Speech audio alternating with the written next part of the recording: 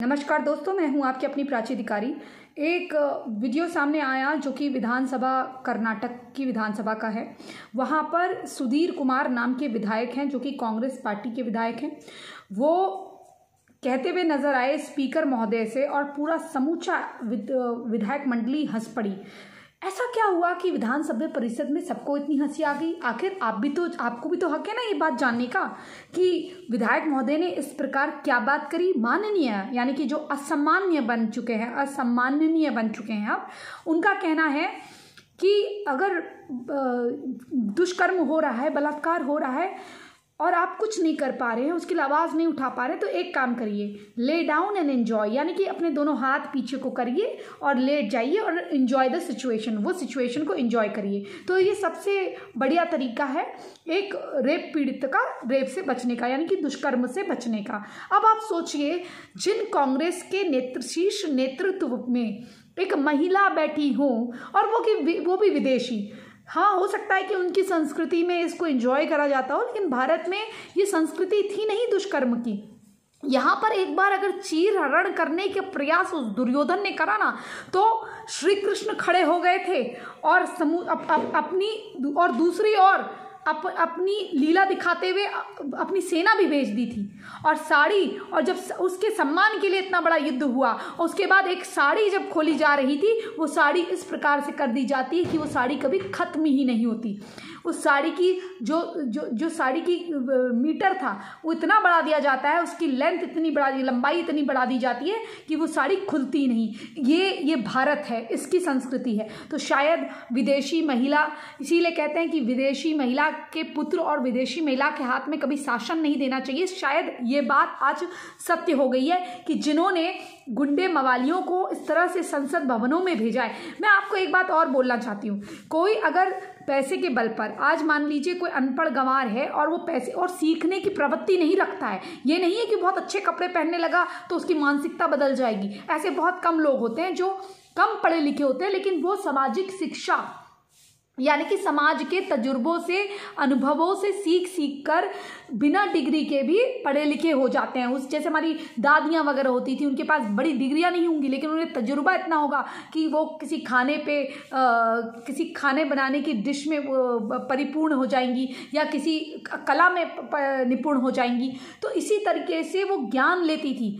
वो कागजी डिग्री नहीं होता था किसी कैटरिंग का कोर्स, लेकिन उनके पास ये ज्ञान होता था, सीखने की ललक होती थी। यहाँ पर इन लोगों के पास न सीखने की ललक है, बस पैसे का घमंड और अहंकार है कि एक बार हमारे पास पैसा आ गया, हम पहले टांगा चलाएंगे। मैं यहाँ पर पहले ही मैं बता दूं कि मैं टांगा चलाने को या किसी गरीब के कार्य को कुछ गलत नहीं बोल रही हूँ। मैं उनको बोल रही हूँ जो गरीबी से गुंडे मवाली बन के अमीर बने और उसके बाद उन्होंने दूसरे की ज़मीनों को कब्जाने के बाद वो इस तरह से पैसा कमा के पार्टियों में आए। उसके बाद उन्होंने पार्टी में आके वही सोच औरतों के लिए रखी कि औरत पैर की जूती होती है।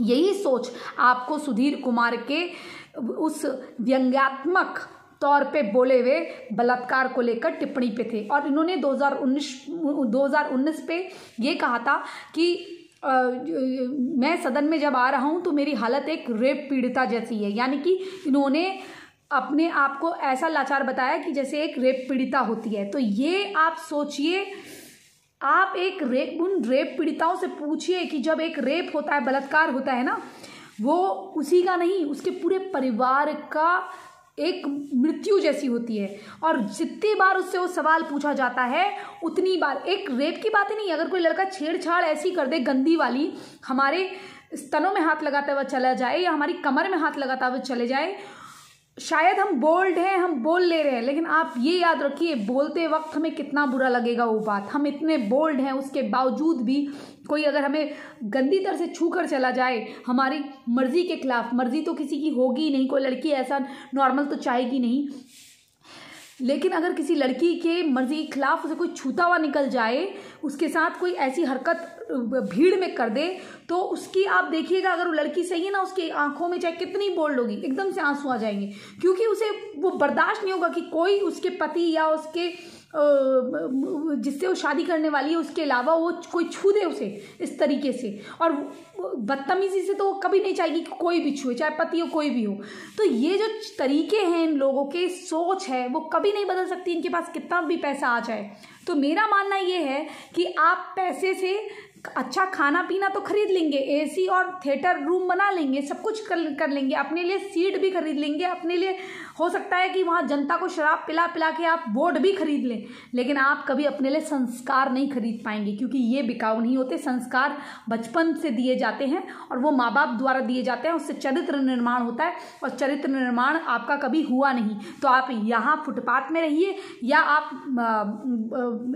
जनता के द्वारा चुने गए मंदिर में आप जाइए, विधान परिषद या विधानसभा या लोकसभा में जाइए, राज्यसभा में जाइए, आपका चरित्र कभी नहीं बदलने वाला। आप यही रहेंगे। सुधीर कुमार जैसे लोग जिनकी ये सोच है, हम कभी देखते हैं कि विधायक हो या पार्लियामेंट्रियन हो, ये कभी कभी ऐसे अनसेंसर्ड अश्लील चित्रण देखते हुए संसद में पाए गए, जिसे हम ब्लू फिल्म बोलते हैं, वो देखते हुए पाए गए।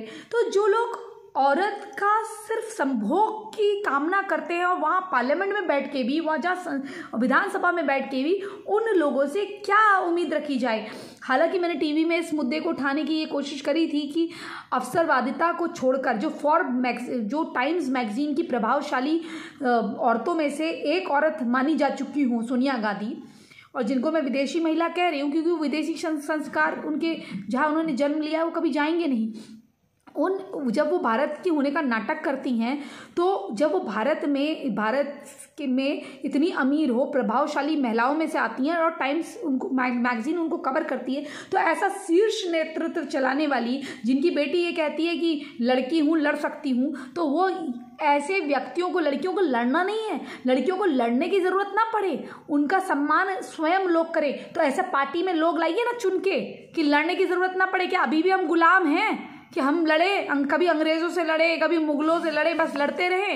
ऐसा क्यों नहीं है कि जब एक पुरुष के लिए कहा जाता है कि एक कामयाब पुरुष के पीछे एक महिला होती है, तो वैसे ही एक महिला का जब असम्मान हो रहा है, या महिलाओं का एक समूह का असम्मान हो रहा है, महिला जाति का असम्मान हो रहा है, तो आप पूरे समाज के पुरुष उसके लिए क्यों नहीं खड़े हुए हैं? बस मेरा ये कहना है और मेरे ये विचार है। और इसके लिए सबसे पहले क्या करना होगा, जितनी भी पार्टियों में नेत्रियां हैं या जितनी भी महिलाएं हैं, वो अपने लिए आवाज़ उठाएं।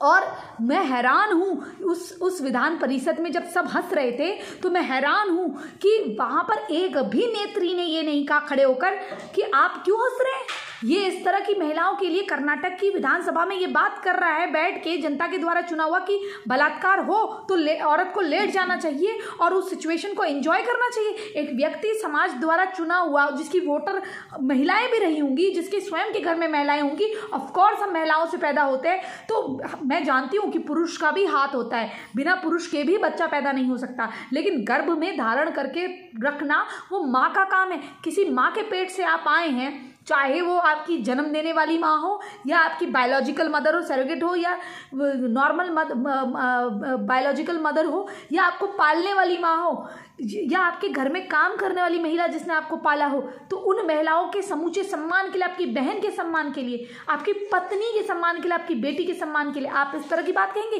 कि बलात्कार हो तो लड़कियों को एंजॉय करना चाहिए, उस सिचुएशन से बच ना पाए?